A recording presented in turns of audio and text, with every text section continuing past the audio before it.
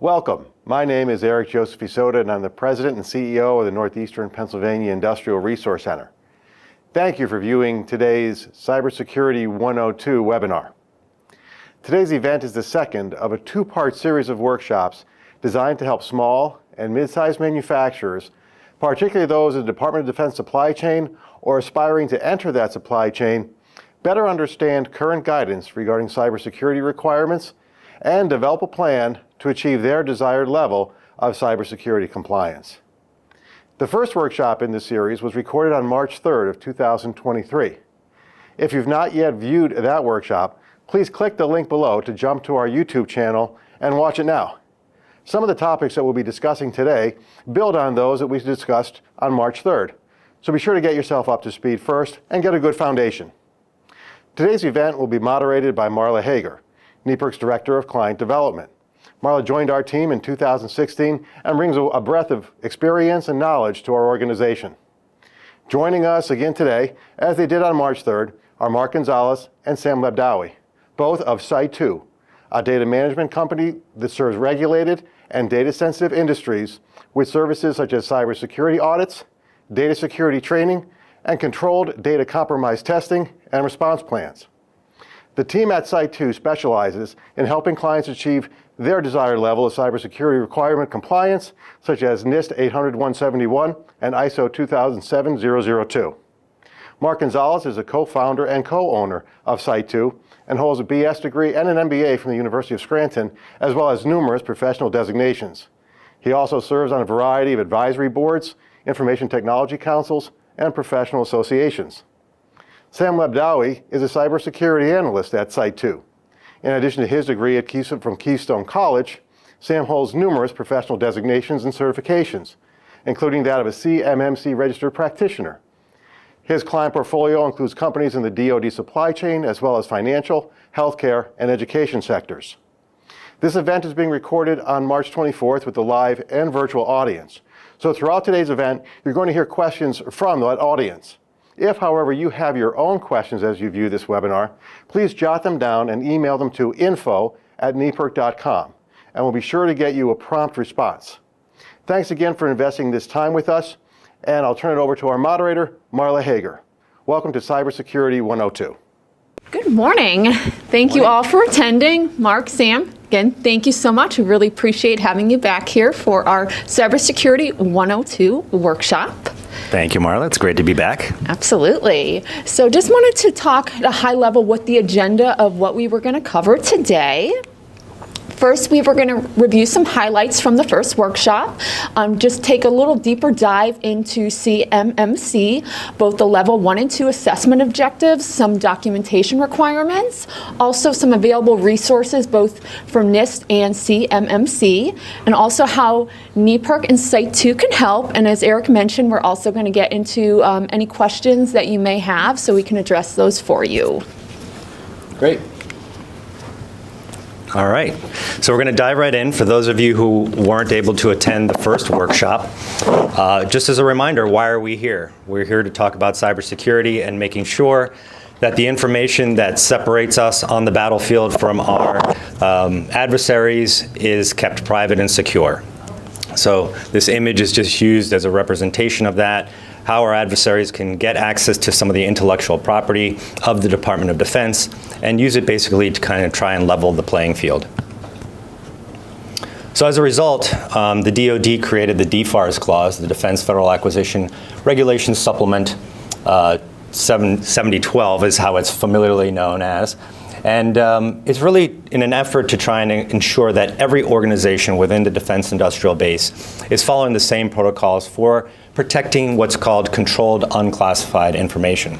And this regulation came out in 2016, and the expectation was that every organization in the defense industrial base would be compliant with it by December 31st of 2017.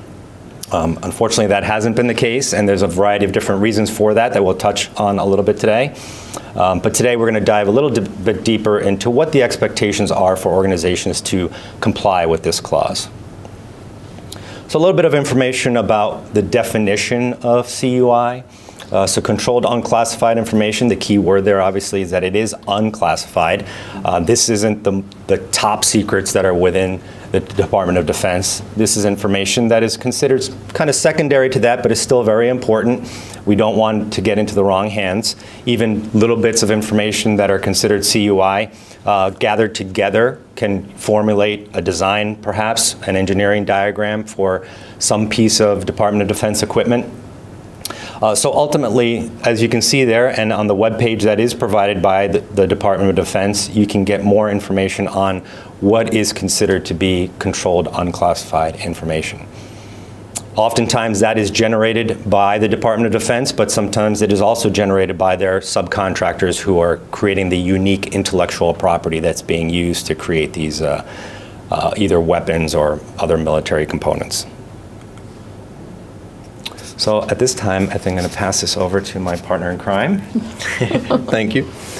Yeah, so the Department of Defense created the CMMC model version 1. This used to have 5 different levels, and this is what you used to have to comply with. And we have level 1, which is federal contract information, where you had to comply with 17 total practices. And then if you had controlled unclassified information, then you'd have to comply with 130 practices. And then for special CUI programs, then you would have to comply with level 5, which was 171 practices. But now we have the CMMC 2.0 model.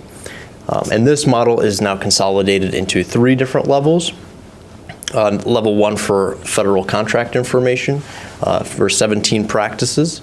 And then level 2 for controlled unclassified information, which aligns with NIST 800-171 with a total of 110 practices. And then level 3 for special CUI programs. So these are all the different practice families. So could we just at a high level speak of the ones that involve level 1 for the foundational and kind of just what's kind of entailed in each of those? Sure thing. So level 1, there's a total of 6 control families. The first control family is access control. This all has to do with setting the proper controls using credentials, making sure you have the principle of least privilege. And then we have identification authentication, which kind of goes hand in hand with access control. It's all about setting unique identifiers to identify who your personnel is. And then also including multi-factor authentication. And then we have media protection, which all has to do with controlling your both paper and digital media and protecting that in physical storage. And then we have physical protection, which is all about protecting your physical environment. And then we have system and communications protection. This is all about setting the right firewall rules, having virtual LANs, VLANs, for your network, and as well as having FIPS validated cryptography when using, through transmission, And then system and information integrity for ensuring that you have antivirus in place, EDR, and protecting your systems. So level 1 in total is 17 practices, and then if you go into level 2, that's a total of 110 practices.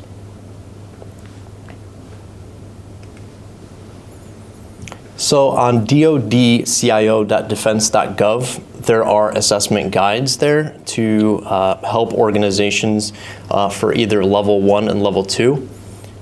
So up there we have just a little sample of what it looks like. So if we have the first arrow there, so that is pointing to the practice family. And then the second arrow is pointing to more of the identifier.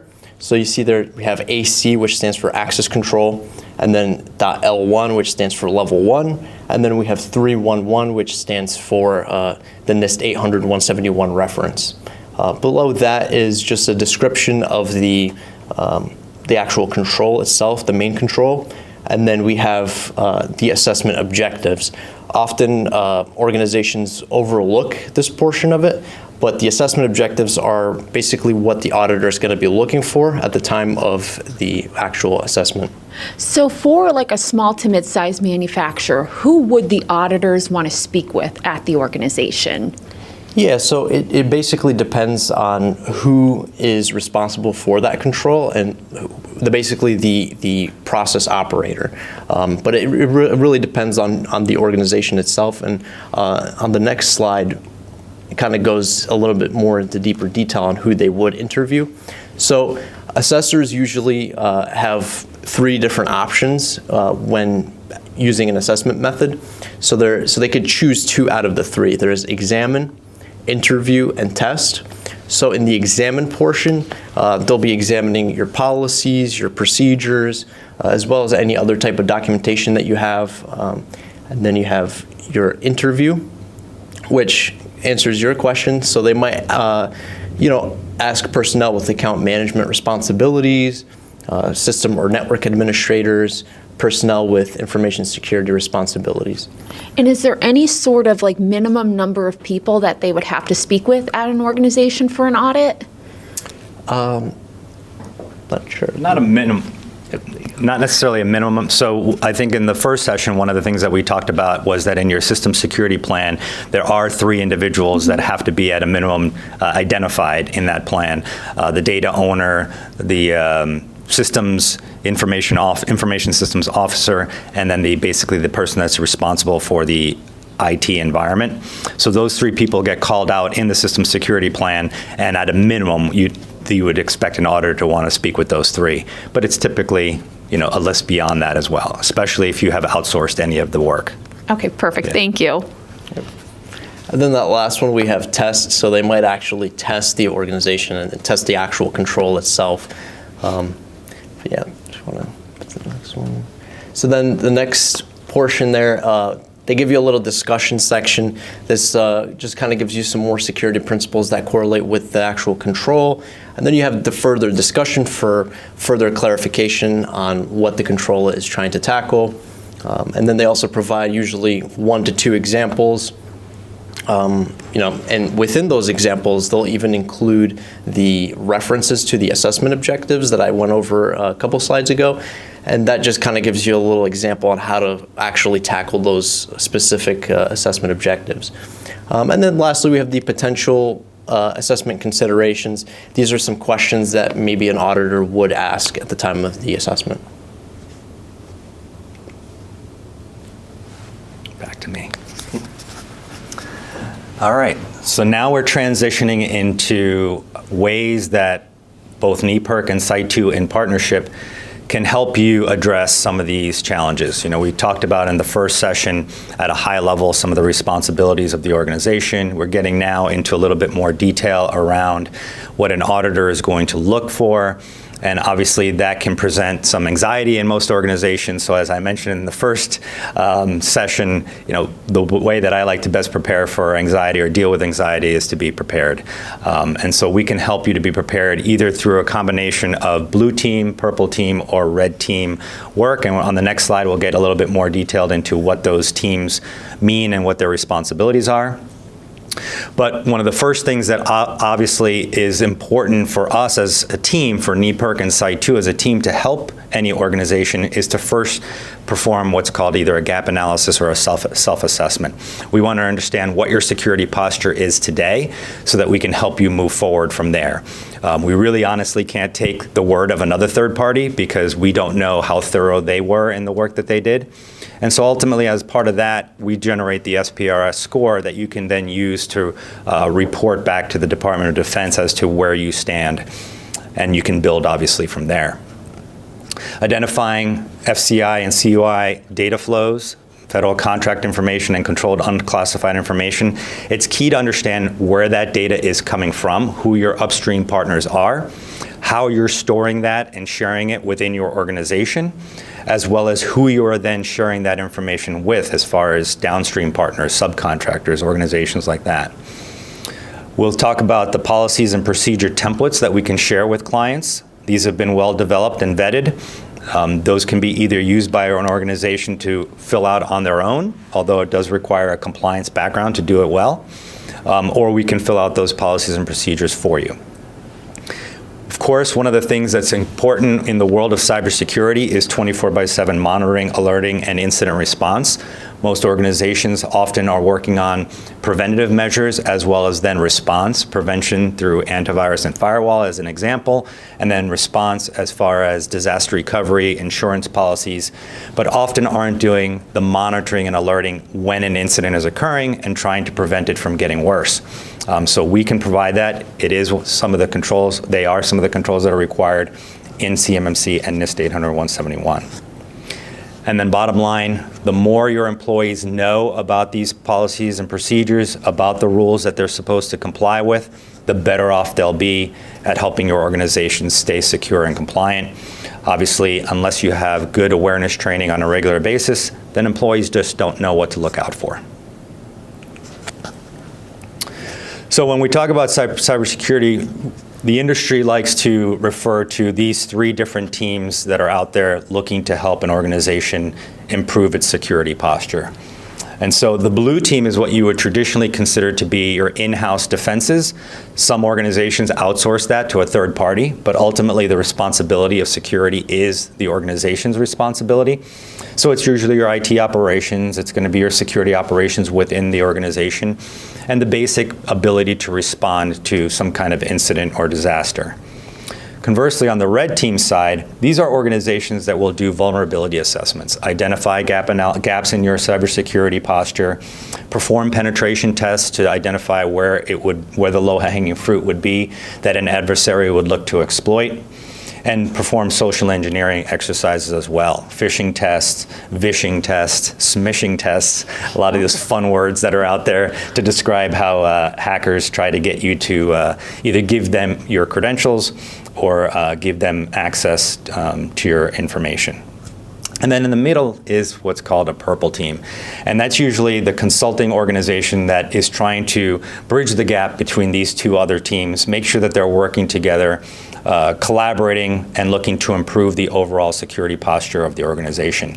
Oftentimes, the blue team is maybe talking in business terms, the red team is talking in highly technical terms, and you need someone in between that's helping to make sure that they're working together and designing a framework for them to be successful. So is there need to be any separation between these teams? Like, can an organization use one company for all three of these areas? Yeah, ideally they shouldn't be tackled by all one organization. Certainly when an organization is providing IT defenses, they shouldn't also be testing those defenses in the form of a penetration test. So typically for Site2 and NEPIRC, we would want to work in one of those circles, either the blue and purple team together or the purple and red team together. Organizations that are just getting off the ground will probably be able to benefit from having a team that does all three, but ultimately you want to be able to demonstrate to an auditor that you do have separations of roles and responsibilities. So this diagram just tries to help organizations visually understand how data might come into their organization, how they might store it, and where they might ultimately share it. So if you start on the left-hand side in the top there, we're talking about the prime vendors or even the Department of Defense that might be sharing information with your organization either through email or some secure file sharing portal or protocol. And that'll come into the organization, probably into the primary office and production location, stored on computers, maybe stored in file cabinets at desks, and then ultimately shared with their manufacturing equipment in order for the design of the product or the intellectual property to be created. Sometimes organizations just simply think in these terms as that primary office location as being the only place that they have to worry about the data under their control. But if the organization relies on a cloud computing product, like say Microsoft Office 365 or Google products, Amazon, any other kind of cloud solution for its IT environment, then they have to worry about that environment also being CMMC or NIST 800-171 compliant. In the case of these third-party cloud providers, they have specialized environments dedicated to delivering solutions for Department of Defense supply chain companies. So for example, you can't just simply buy Microsoft Office 365 off the shelf. You would have to get what's called their GCC or their government edition version to guarantee that you're using an environment that is wholly supported by US citizens and is only in the United States, not overseas. Likewise, if you're sharing information with your branch office, you want to make sure that that branch office is adhering to all the same cybersecurity controls in NIST and CMMC. And lastly, but often also overlooked, is work from home. Obviously, these days, a lot of employees, especially in office environments, are working from home and may have access to sensitive information. That home environment needs to be treated just like the office environment. It has to have the same physical controls as well as the same cyber controls. Then, looking at back to the left side of the diagram, organizations are often then going to share some of the CUI or FCI information with their subcontractors to help them produce these products. And that organization, it is the responsibility of the contractor to make sure that their subcontractors are also complying. That may seem unreasonable to some organizations, but ultimately from the Department of Defense point of view, that can ultimately be the weakest link to their controlled unclassified information if it goes to a subcontractor that is not complying as well. So what you see in pink as well as yellow, pink is the immediate direct responsibility of the organization. Yellow is the subcontractor's responsibility, but also your responsibility to make sure that they're following these controls. This is the all or nothing kind of approach, and this is the approach that we expect most organizations who have more than 50% of their work in the DoD space. They want to treat everything that's within their organization as if it was CUI, whether it's marketing information, payroll information, employee records. It should all be treating as CUI because it's just simpler for the organization to build an environment that way. The firewall protecting the records that way, the encryption protecting all the records that way. It's much easier than this approach, where you try to do a hodgepodge and say, I'm only going to protect the sensitive information under these controls, and everything else I'm going to leave it kind of like the Wild Wild West. I'm not going to necessarily implement all the controls. It's going to maybe save me money. But in the end, it's really going to create heartache, and quite frankly, we think it's a recipe for you to fail an audit because there's no real good way to do it this way. You have to either do it all or nothing, or you take the enclave approach. The enclave approach is where you actually create a completely separate and dedicated environment only for DoD CUI information and FCI information. If you have an email account in your primary office environment, you create a completely separate email account for DoD work. If you have a file server in your primary production environment, you create a file server just for DoD work.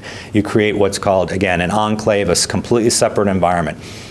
This may be for companies that only have less than 50% of the work. Quite frankly, it is a good solution for any organization that is doing work for the DoD because you completely isolate the information. Now, this can be in your on-premise environment, and it can also be separated into a cloud environment that is compliant with all of the CMMC regulations. As you can see, it definitely is more simplified than the prior slide, than this hodgepodge. And it's certainly less than taking care of your entire environment as if it all had CUI. But it does require you to make additional investments in hardware and software.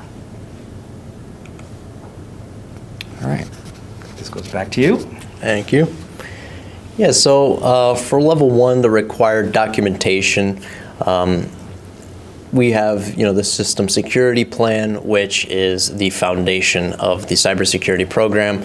It's basically explaining what your environment's purpose is, explaining who the change control board is, as well as information owners, system owners, and the system security officer, as well as the controls that your organization is going to be complying with. And then we have the plan of actions and milestones, POAM.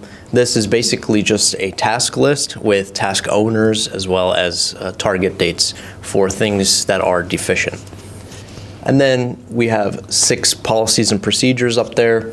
This is to tackle the 6 control families that are within level 1. And I think that's right. So for example, like the system security plan, what would be the time frame for an organization to complete that? And as well, the POAM as well. Yeah, so that varies based on the organization, their maturity level, how far they're along, and as well as how aggressive they want to tackle the project. Typically, based off of the past webinars that I've went to, they've been saying that a typical small to medium business usually takes them 12 to 18 months to implement all the controls as well as all the documentation altogether. Okay, and then for the policies and procedures, if an organization wanted to attempt to tackle that on their own, what type of expertise or experience would they have to have within the organization to do so? So you'll typically need at least like a compliance background in order to tackle it, I would say. Yeah. Some IT experience too. Thank you. Yep, so pretty much the same thing for level 2, except we have 14 policies and procedures plus some extra ones there in gray. That's just basically to signify that there may be extra policies or procedures or even workflows or forms that may be required based on your environment. I had a question too regarding, because level 2, I know there's kind of like two different levels within level 2. So whether you are where you have to be audited by a third party or you can self-attest, do they still have to do all the same policies and procedures? It's just validating who's going to be auditing them. Right, exactly. Yep. Yeah. Whether you're self-attesting or whether you're being audited by a C3PAO, a certified third-party auditor. And how would an organization know which they would fall under? It would be in their contract. Okay. The contract would specify whether they have to be, whether they are eligible for self-attestation or whether they're going to have to be pre-certified. So it would state it in there verbatim for them. So right. Okay. These are the guidelines we're being given, and this is part of the reason why it hasn't been put into law yet, because some of those details are still being worked out as to exactly how things are going to be labeled and whatnot. That was one of the deficiencies, shall we say, in the original DFARS clause, that some of those things weren't clearly spelled out and some of the organizations weren't adhering to them exactly the way that it was expected. So we're waiting for some of that guidance to be crystal clear before it becomes law. Okay, perfect. Thank you. I think, are you next? I think so. Oh, yeah. Yeah, so the last workshop we kind of briefly talked about the CMMC assessment process, or CAP 1.0. This was, basically, this is the doctrine for assessors and what they're going to be looking for. But the goal for OSCs, or organizations seeking certification, is to be 110 out of 110 before trying to reach out to a C3PAO to start an official assessment. And the reason behind that is because if you look at the bottom right, there are only 52 eligible practices for limited deficiency. And out of that pool of 52, only 22, you have a maximum of 22 eligible deficiencies during the assessment. So you need basically 88 out of 110 to avoid having to reapply for an assessment and certification. So just how would an organization know if they have the 110 before they have the assessment from the 3PAO? So you'll typically use the CAP document as well as the assessment guide to do more of a mock assessment. That way you get an idea of where you're at before you go and reach out to a C3PAO. And that's one thing that NEPIRC and Site2 can help with. Okay. Right. Sorry, shameless plug. Yep, but so if you do end up going with, if you do have 88 out of 110 at the time of the assessment, you can qualify for what's called a conditional certification. And then within that, the condition is that you, complete or remediate your deficiencies within 180 days. Okay, and so for the assessments where there has to be the third party, the C3PAO, do we know what that assessment is going to look like yet for the organization being assessed? So we don't know entirely right now, but based off the CAP document, it's basically up to the organization, the C3PAO, on how they want to conduct the assessment. So they could do it remotely, or they could do it, on-prem. But there is a specific statement within the CAP document. There are 15 controls or practices that have to be on site, and those deal with the physical security portion. Okay. Back to me. Yep. So then again, these next few slides are some of the services or ways that NEPIRC and Site2 can partner with your organization to do some of the things that are traditionally not in an in-house IT organizations or even a managed service provider's wheelhouse. So one of them is to do the log aggregation and monitoring and alerting. This basically means that every system that you have within a computing environment generates logs about who's doing what the application did down to the second and millisecond. This is where you can capture information about activity that isn't normal. Perhaps someone all of a sudden moving from being a restricted access to having elevated privileges on the network. That would demonstrate that there might be some abnormal activity going on the network. Or simply that an employee is working during hours that are not normal, connecting to the network from a part of the world that they normally don't work from. All of that activity gets captured in logs and needs to be aggregated in what's called a SIM, a Security Information and Event Management System. And those logs then are aggregated and analyzed on a regular basis and have to be reviewed on a constant basis. There has to be a triage organization 24/7 that's looking through any kind of alerts that come up. A large portion of them often get addressed and thrown to the wayside, shall we say, because they're not true positives. But then when you do come across a true positive, it requires that folks immediately address them. So this is a service that NEPIRC and Site2 provide in partnership to our clients to make sure that they're on top of situations that are arising real time, as opposed to being reactive to it and eventually getting into a more of an incident response scenario. So would there be an organization like a single point of contact that would be reached out to if something did show up to validate that? Yeah, so there would be obviously a very strong partnership between the client and our organization to provide this constant, persistent monitoring, to dispel things that are typical behavior or typical activities on the network, document them and maybe filter those out, and then work more proactively on threat hunting for things that are true risks and vulnerabilities to the organization. And how does notification normally occur to the client? So it'll be both verbally and via an electronic ticket. So we immediately document it in case it is an incident that needs to be responded to, where we'll keep track of the entire incident, but then we'll also reach out immediately to our contact at the organization.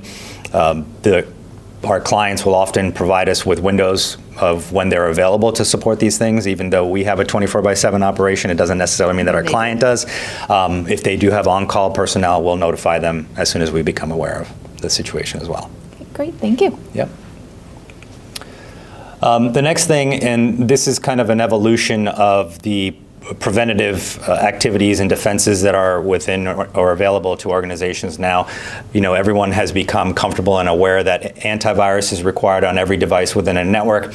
Now the new thing that is required is what's called endpoint detection and response. If you have a cyber liability insurance policy, you've probably become aware of this because most cyber liability insurance policies now provide you either a discount or require that you have EDR.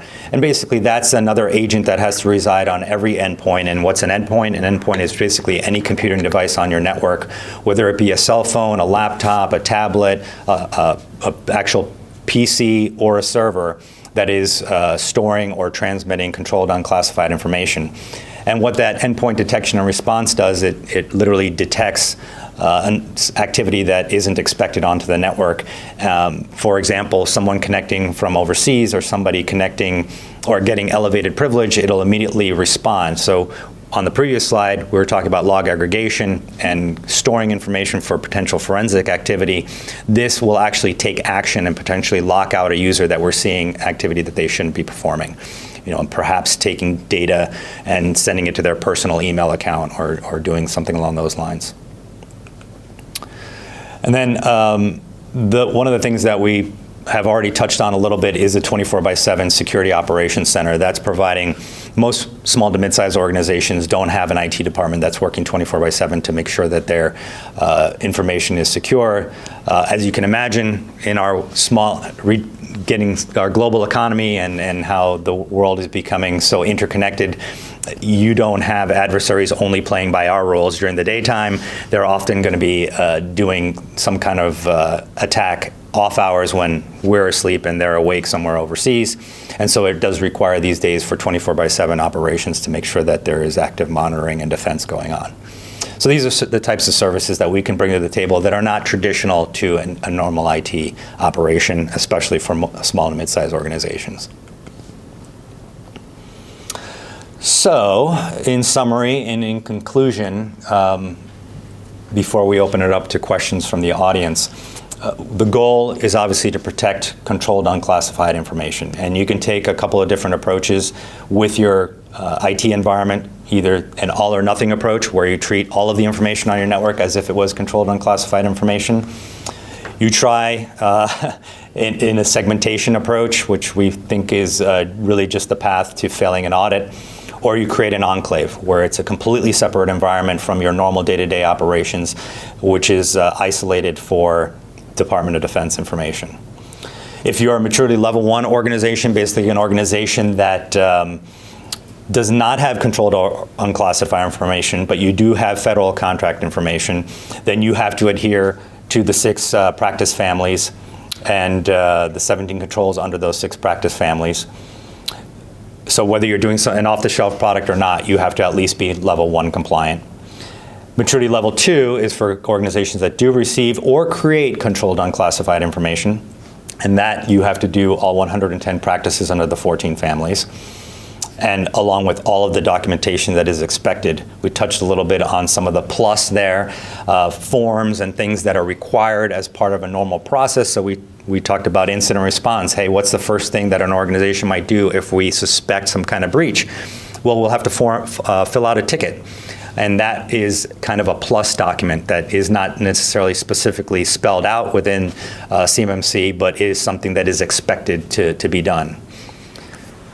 We talked about blue, purple, and red team services, the separation of those roles and responsibilities. Blue teams are typically the in-house responsibility. Red team is typically a third party, and purple team can be in-house or a third party that's looking to bridge and ensure that the improvement of the security posture happens at the organization.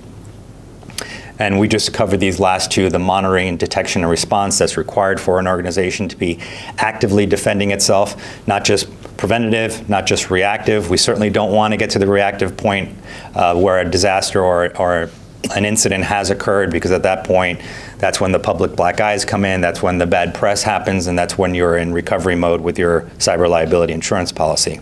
So that requires often a 24/7 Security Operations Center team to help make sure that you're on top of things and defending yourself appropriately and implementing and following the controls appropriately. So just a couple other questions, just Sure. as we were going through. So we talked about gap analysis, so seeing what your current posture is versus what it needs to be in compliance, whatever level you fall into. What is involved for an organization when they go through a gap analysis? Sure. So one of the things that we do is we initially do what we call a scoping questionnaire, where we try to understand the organization's profile in general, basically really understand the organization, not just simply come in a kind of transactional approach. We want to be transformational. We want to understand the organization, how it operates, what are its business objectives, what is it looking to do as a business from a profit point of view, but also from an IT point of view. How have they implemented their IT environment? What employees from a business perspective, what are their roles and responsibilities? And then we try and compare that to how was it actually implemented in the IT environment. Those are often 2 different things, right? We charge somebody from an HR point of view or from a business point of view with a specific role, but then when we come to find that in the IT environment they were given privileges way beyond their role and responsibility. So the gap analysis helps us to understand where they stand today. The scoping questionnaire is usually the first step in that process. Then we follow up with an interview of the key folks at the client, If they are using a managed third party to do some of their IT work or some of their compliance work, we'll involve them in the interview process as well. And then we'll actually do some testing of our own to validate that some of the answers that we received were accurate. So time-wise, the time commitment for a company, on average, what would be involved? Like from the time, like, you know, they say, I want to do this, till it gets complete and they get their report? It can vary, obviously, based on the size of the organization, their commitment level to completing the project. Soup to nuts, it usually will take 2 to 4 weeks, assuming that our organization, when they start, are ready to go full board with completing the process. It also depends on the availability of any third parties that are going to be involved in us doing both the scoping questionnaire as well as any kind of interviews. But assuming that all resources are available, the process from beginning to end is going to take usually 2 to 4 weeks. 2 to 4 weeks, okay. And then we talked about awareness training as well. What is the recommendation? How often should an organization be doing the awareness training for their employees? So there's a minimum, and correct me if I'm wrong here, there's a minimum for every organization, depending on your role within the organization, of at least one security awareness training per year. So that is both for across the board, all employees should have at least a single training class to raise their awareness. For folks with elevated privileges like administrators, network administrators, domain administrators, they should have specialized training at least once a year, so that's 2 for those folks. Okay. And then for managers, you want to be aware of insider threats, employees that might make mistakes, employees when they're terminated, do they take information from the company perhaps, knowing that employees are the frontline defense. It's not just the cybersecurity professionals at the organization, so knowing what the risks are of an employee perhaps falling victim to a phishing email. So that's training specialized for management and leaders within the organization to recognize those threats. So there's those 3 groups that have to have training, and 2 of them, the administrators and managers, should really have training twice, the general as well as their specialized training. Perfect. Appreciate that. You're welcome. Do we have any other questions? No other questions from the studio audience? Okay. We answered all their questions. Awesome. Good job, guys. Great. You Appreciate too. it. Thank you so much, Mark and Sam. We really appreciate your time today. If there's any other questions, please feel free to reach out to info@nepirc.com. Thank you so much and have a fantastic day. Thank you. Thanks.